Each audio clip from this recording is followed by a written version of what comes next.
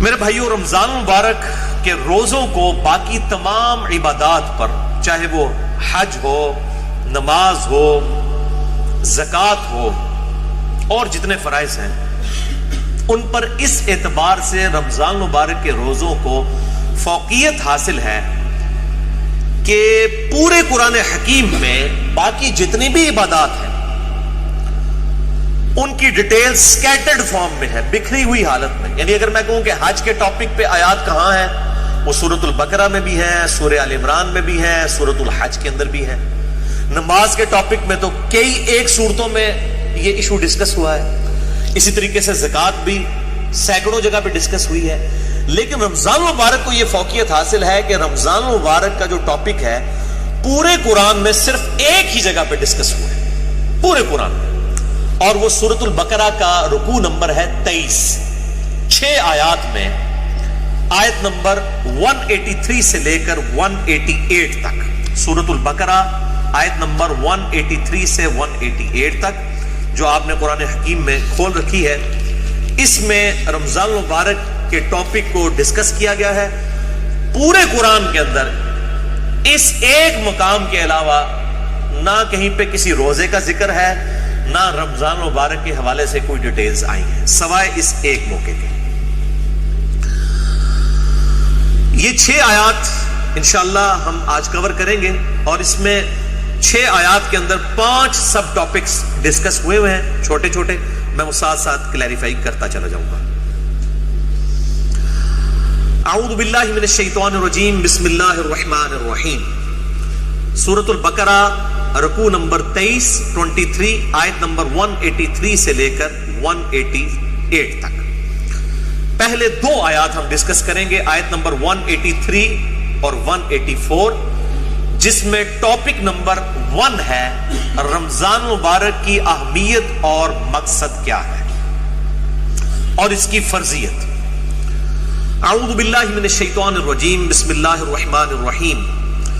یا ایھا الذین آمنوا کتب علیکم الصیام، اے ایمان والو تم پر روزے فرض کیے گئے ہیں. کما کتب علی الذین من قبلکم، جیسا کہ تم سے جو پہلی امتیں گزری تھیں ان پر بھی روزے فرض کیے گئے تھے. یہ امت محمدیہ صلی اللہ علیہ وآلہ وسلم کا خاصہ نہیں ہے، بلکہ جس طریقے سے نماز بھی اگلی امتوں پر فرض تھی اس کے طریقے میں فرق ہو سکتا ہے، اسی طریقے سے روزے بھی اگلی امتوں پر فرض کیے گئے تھے. اور مقصد کیا تھا؟ لعلکم تتقون، تاکہ تم متقی بن سکو. تقوی کا جو روٹ ورڈ ہے عربی میں وہ ہے وقا. وقا کہتے ہیں عربی میں بچنے کو. یعنی جس شخص کو یہ یقین ہو کہ کسی ہستی نے میری مرضی کے بغیر مجھے پیدا کیا ہے اور وہ میرے ساتھ کچھ بھی کرنے پر قادر ہے، اس کے خوف کی وجہ سے، اس کے ڈر کی وجہ سے گناہوں سے بچنا اور فرائض پر استقامت اختیار کرنا، یہ ہے تقوی. اب وہ گناہ حقوق العباد سے ریلیٹڈ بھی ہو سکتے ہیں اور حقوق اللہ سے ریلیٹڈ بھی ہو سکتے ہیں، اور فرائض بھی حقوق العباد سے ریلیٹڈ بھی ہو سکتے ہیں اور حقوق اللہ سے ریلیٹڈ بھی ہو سکتے ہیں.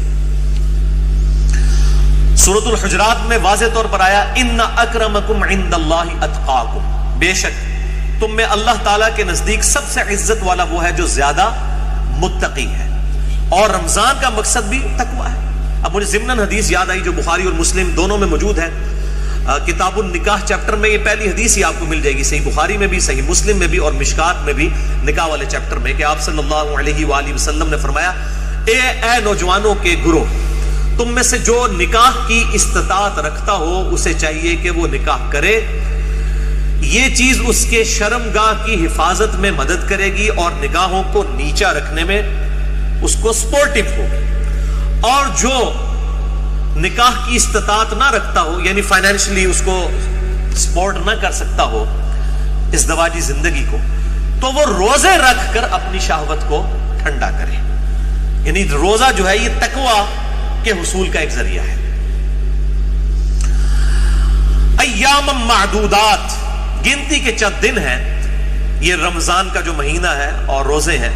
فمن کان منکم مریضا، پس جو کوئی تم میں مریض ہو، اس میں بھی ایکسیپشن دے دی کہ اگر مریض ہو، او علی سفر، یا وہ سفر میں ہو، فعدۃ من ایام اخر، تو وہ اپنی گنتی کو باقی دنوں میں پورا کر سکتا ہے. اب وہ سفر چاہے آرام دہ ہو یا غیر آرام دہ ہو، اس سے کوئی سروکار نہیں ہے، سفر میں وہ روزہ چھوڑ سکتا ہے، لیکن باقی دنوں میں گنتی پوری کرنی ہوگی. باقی اس کی ڈیٹیلز انشاءاللہ فقہی احکام و مسائل ہم اگلی نشست میں ڈسکس کریں گے. وَعَلَى الَّذِينَ يُطِيقُونَهُ فِدْيَةٌ طَعَامُ مِسْكِينٍ، اور وہ لوگ جو بڑی مشکل سے طاقت رکھتے ہیں روزہ رکھنے کی، یعنی بہت بوڑھے ہو چکے ہیں، بیمار ہیں، یا اسی طریقے سے کوئی حاملہ عورت ہے، کوئی دائمی مریض ہے شوگر وغیرہ کا، اس طرح کی جو صورتحال ہو، فدیۃ طعام مسکین، وہ فدیہ دے سکتا ہے مساکین کو. فمن تطوع خیرا فهو خیر له، اور جو کوئی اس سے بھی زیادہ اللہ کی راہ میں خرچ کرنا چاہے، یعنی ویسے تو ایک روزے کے بدلے ایک مسکین کو ایک وقت کھانا ہے، اگر کوئی زیادہ مساکین کو کھلانا چاہتا ہے، جتنا گڑ پاؤ گے اتنا ہی میٹھا ہوئے گا، تو اس کے لیے اتنا ہی بہتر ہے. وَأَن تَصُومُوا خَيْرٌ لَكُمْ، اور اگر تم روزہ رکھو تو اسی میں تمہارے لیے بہتر ہے. یہ نہ ہو کہ تھوڑی سی بیماری اور بہانہ کر کے کہو جی میں تو فدیہ ہی دے دینا، روزہ رکھنے کی کڑی لوڑ ہے. اِن كُنتُمْ تَعْلَمُونَ، اگر تم جانتے ہو تو روزہ رکھنے میں ہی بہتری ہے. یعنی انسان سب سے بڑا خود اپنے اوپر جو ہے وہ گواہ ہے اور مفتی ہے، وہ بہتر سمجھتا ہے کہ مجھے کس طریقے سے چیزوں کو لے کر چلنا ہے.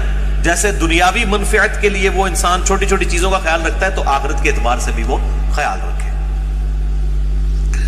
اچھا، یہ جو آیت ہے وَعَلَى الَّذِينَ يُطِيقُونَهُ فِدْيَةٌ طَعَامُ مِسْكِينٍ، اس حوالے سے صحیح بخاری میں ایک حدیث ہے انٹرنیشنل نمبر کے مطابق 4505، جس میں ابن عباس کا قول ہے کہ یہ آیت منسوخ نہیں ہے، کیونکہ بعض اصحاب کا موقف ہے. صحیح بخاری میں 4507 نمبر حدیث آتی ہے جس میں ابن عمر کا قول ہے کہ یہ آیت منسوخ ہے.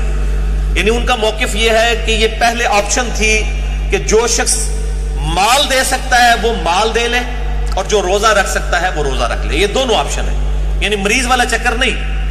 جو مالدار ہے وہ صرف مال دے دے، چاہے وہ صحت مند بھی ہے تو روزہ رکھنے کی ضرورت نہیں ہے. یہ ابن عمر کا موقف ہے 4507.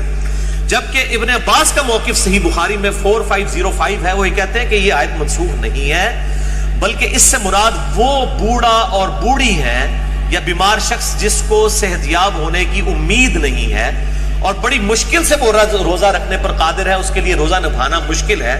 جیسا کہ بعض کا شوگر کی بیماری ایسی ہو سکتی ہے کہ انسان کے لیے مشکل ہو جائے آج کے دور کے اندر، یا بڑھاپا خود بہت بڑی بیماری ہے، کوئی 80-90 سال کا کوئی بزرگ ہے اور وہ روزہ نہیں رکھ سکتا، تو اس کے لیے یہ آپشن ہے کہ وہ اس کے بدلے فدیہ دے دے، ایک وقت کا مسکین کو کھانا کھلا دے. صحیح بخاری میں آتا ہے انس بن مالک جب بوڑھے ہو گئے تھے، ان کی عمر 100 سال کے قریب تھی، تو روزانہ وہ ایک مسکین کو کھانا کھلایا کرتے تھے گوشت کے ساتھ، دال نال نہیں، گوشت نہ، اللہ کی راہ میں گوشت کے ساتھ کھانا. اور یہ بھی آتا ہے کہ وہ بسا اوقات 30 مساکین کو اکٹھا بٹھا کر کھانا کھلا دیا کرتے تھے 30 کے 30 روزوں کا. تو یہ دونوں طرح آپشن موجود ہے، جس طرح بھی کر لیا جائے. میں انشاءاللہ اگلی دفعہ اس پہ ڈیٹیل بات کروں.